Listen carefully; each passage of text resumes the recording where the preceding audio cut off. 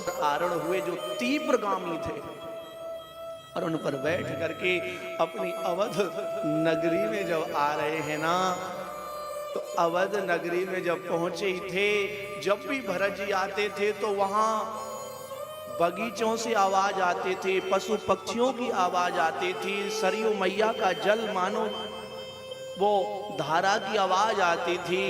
लेकिन आज कोई किसी भी प्रकार की आवाज नहीं, सब शांत वातावरण है। और जैसे ही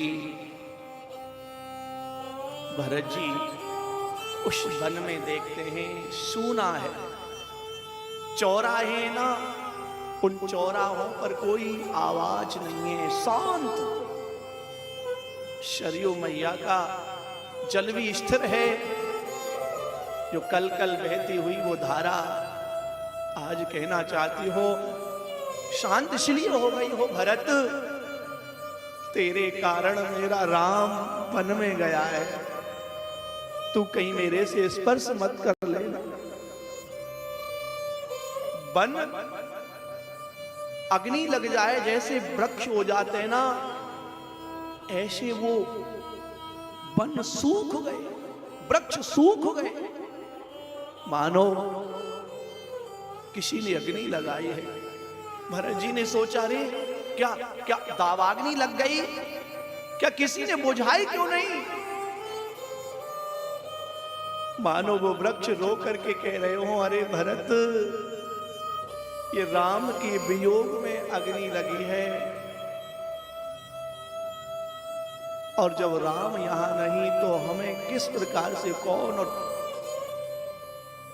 ये पीड़ा हमारी दूर कैसे हो?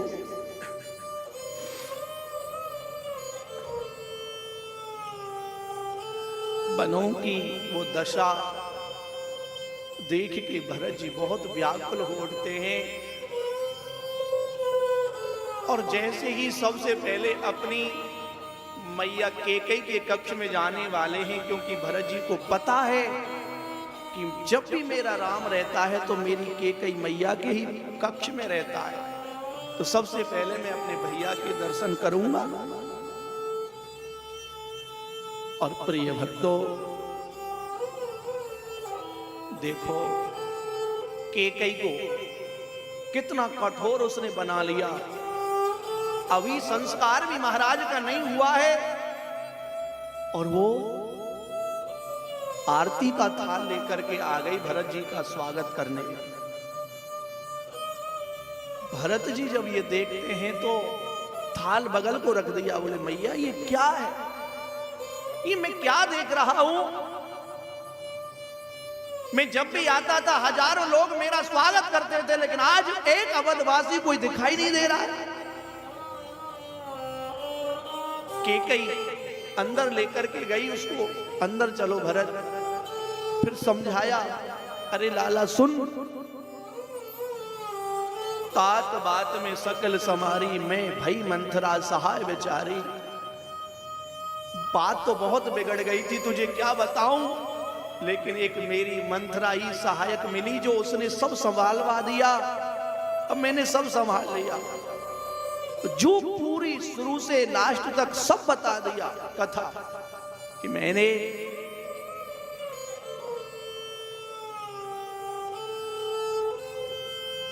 तुम्हारे पिताजी है ना, उन्होंने प्राण त्याग दिए, और भरत जी तो उन वस्त्रों को देख करके ही समझ गए थे। भरत जी बहुत रोए, अरे मैया ये तूने क्या किया? और पिताजी नहीं रहे। भरत जी इसलिए दुखी थे, वो सोच रहे थे कि मैं कैसा पुत्र हूं, अंतिम समय में अपने पिता के दर्शन तक नहीं कर सका। उनको ये नहीं पता था कि अभी संस्कार नहीं हुआ है।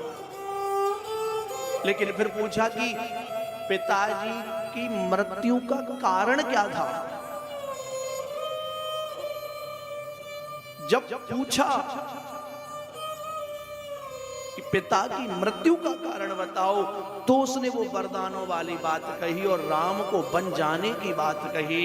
और जब राम बन जाने की बात कही ना, तो कहते हैं तात तात हा तात पुकारी, परी भूमि तल व्याकुल भारी।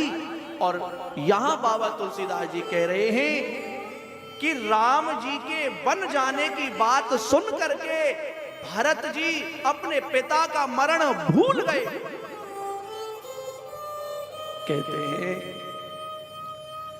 कि भरत ही बिसरु पितु मरनु, सुनत राम बन गौनि, हे तो अपने पहुजान जिया, थकित रहे धर्मो।